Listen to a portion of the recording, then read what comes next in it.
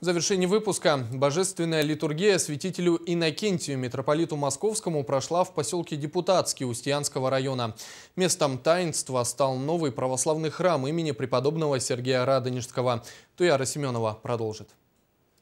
В этом году в поселке Депутатский возвели новый просторный православный храм имени преподобного Сергия Радонежского. С большой поддержки жителей поселка, Якутской епархии, епископа Якутского и Ленского Романа и главы поселка Депутатский Сергея Бондаренко.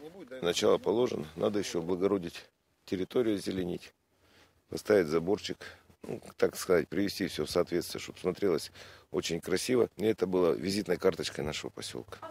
До строительства храма православные христиане поселка проводили молебен, таинство крещения и литургию в маленьком цокольном помещении жилого многоквартирного дома. И вот уже второй год от Якутской епархии в храме работает священник Александр. По благословению владыки Романа я вновь прибыл в поселок Депутатский.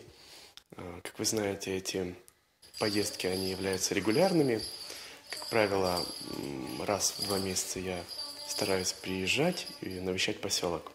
Храм, конечно, будет открыт. Мы постараемся, чтобы он был открыт ежедневно, хотя бы по несколько часов. И будут назначены дежурные из числа желающих добровольцев. Туяра Семенова, Тимур Слепцов, НВК Саха, поселок Депутатский.